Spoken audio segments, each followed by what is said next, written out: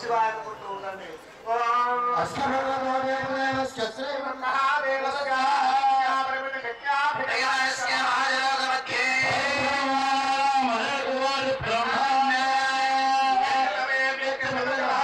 శివాయ అనుకుంటూ ఉండండి.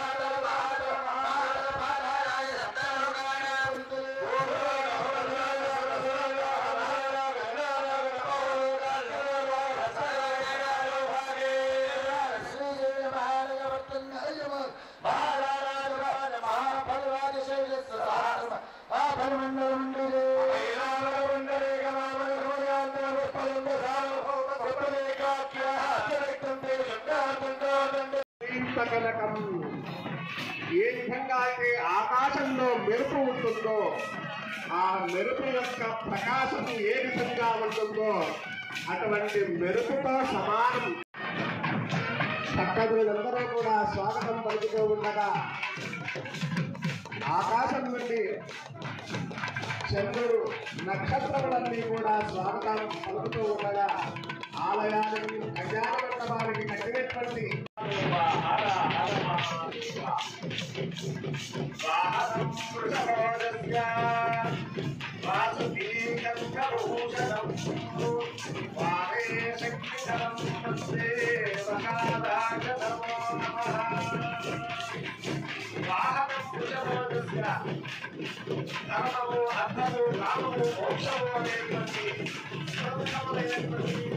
అలాగే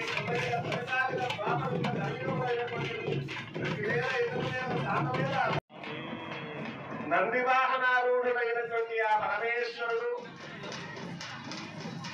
నకార స్వరూపుడైనటువంటి ఆ పరమాత్మ నమస్తే దేవదేవేశ నమస్తే పరమేశ్వర. ఆ పరమాత్మ గంభీర పది సామవేదజనకం సామ్రాధరం సుందరం. ఆ సామవేద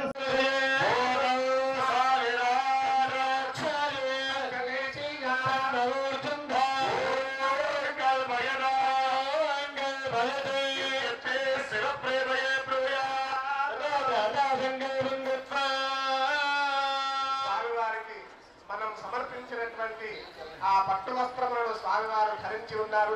బుగ్గని చుక్కలు పెట్టుకొని చేతికి కంకణాన్ని ధరించి మెడలో వారు శోభాయమానంగా వెలుగొందుతూ ఉన్నారు. అట్టి పరమేశ్వరుడికి సమస్త ఆభరణములతో కూడుకున్నటువంటి అమ్మవారిని కన్యాదానం చేయబోతూ ఉన్నాం. మనమందరం కూడా ఆ పార్వతీదేవిని మన యొక్క పుత్రికగా భావించి ఆ పరమేశ్వరుడికి కన్యను దానం చేయబోతూ ఉన్నారు. మహాసంకల్పపూర్వకంగా అందరూ కూడా పార్వతీ అమ్మవారిని కన్యాదానం చేస్తున్నట్టుగా భావన చేసుకోండి.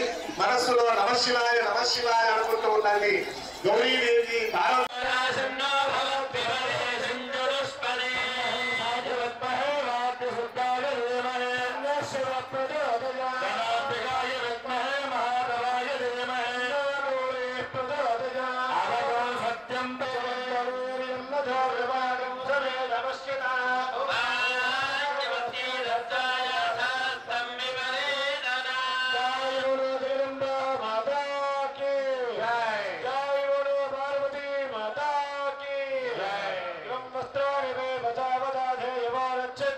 భక్తులందరి పక్షాన స్థానిక ఎమ్మెల్యే గారు సమర్పించినటువంటి అమ్మవారికి పట్టు వస్త్రాన్ని భక్తి శ్రద్ధల చేత అమ్మవారికి సమర్పించడం జరిగింది.